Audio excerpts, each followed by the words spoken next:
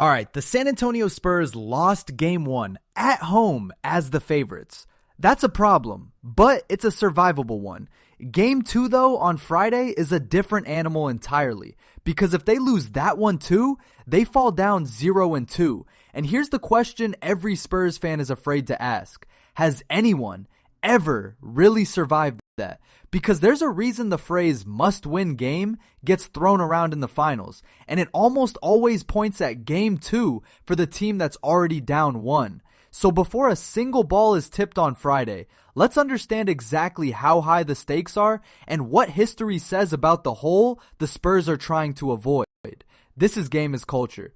Real quick before we get into it, if you like breakdowns that actually show the math instead of just yelling takes at you, go hit subscribe. It's free and it genuinely helps, so click it. First, why is 0-2 such a death sentence? Because of one of the most lopsided numbers in playoff history. Throughout the NBA Finals, the team that takes a 2-0 lead goes on to win the series around 93% of the time. 93. That's not an advantage. That's a near guarantee. So if the Knicks win Friday, the title is, historically, almost already theirs.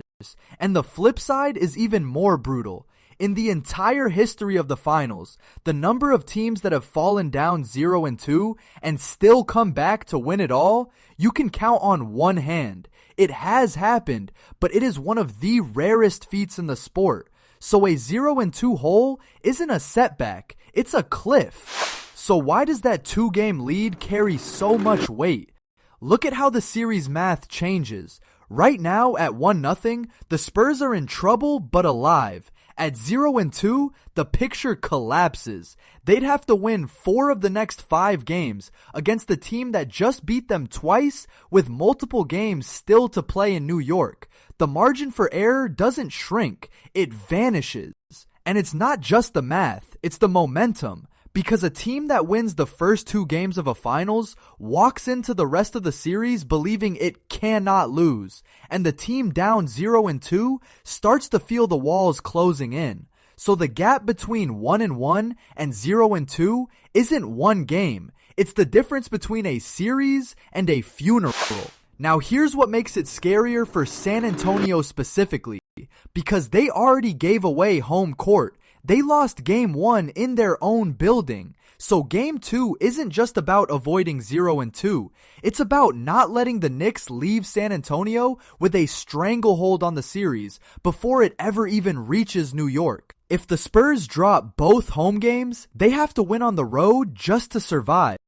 And then there's the youth. Because this is the youngest team in the finals in decades, and young teams, under the crushing weight of a must-win finals game, can tighten up. The poise that carried them through 82 games gets tested in a way it never has before. So the pressure on Friday isn't just basketball pressure. It's the pressure of a season and a legacy balanced on one night. So what do the Spurs actually have to do? 3 things, and they're all within reach. Stop the turnovers after coughing it up 13 times. Make the open threes they bricked after going 11 of 43. And get their second star, De'Aaron Fox, going after he managed just 7 points. None of those require a miracle. They just require execution under the most pressure they've ever felt. And the encouraging part is that they were right there. They lost Game 1 by 10 on a historically bad shooting night, while still winning the rebounding battle and getting to the line. So this is not a team that got blown out and exposed. It's a team that beat itself and now has to prove it can stop doing that with everything on the line. Real quick though, if you've made it this far, you've really got to hit subscribe. I'm not going to beg, but I am going to ask. So hit it and I'll wait.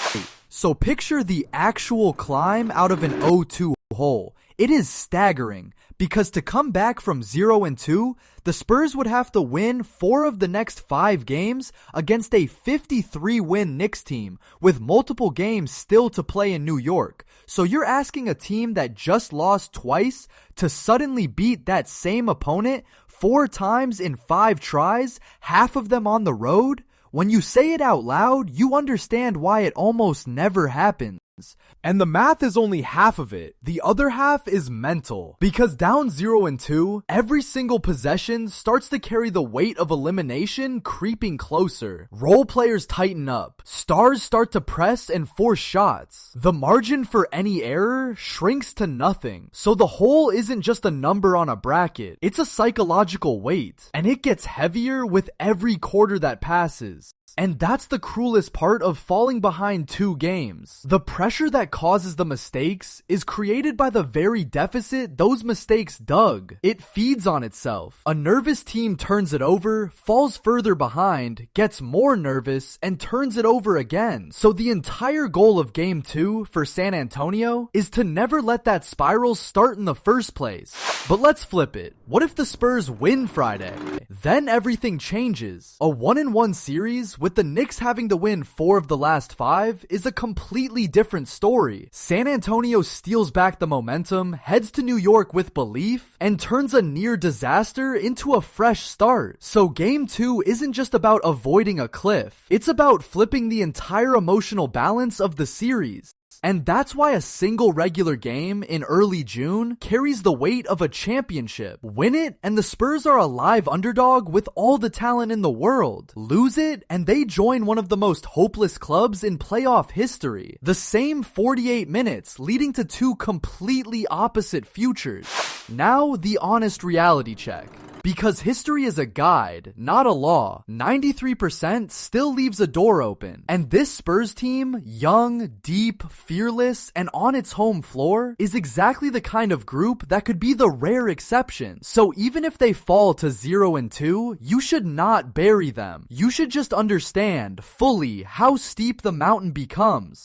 But the smart money knows the truth. Avoid the hole and you give yourself a real chance. Fall into it and you're betting on a miracle that almost never comes. So for San Antonio, Friday isn't really about basketball strategy. It's about survival. Win and the series lives. Lose and history says it's basically over. So I'm gonna leave it with you. If the Spurs go down 0-2, are they done like history says? Or is this young, fearless team exactly the kind that finally breaks the rule? Because Friday, we find out. So tell me down in the comments, and if you enjoyed this video, please be sure to subscribe. We're in a race to 1,000 subscribers, so please, join the family.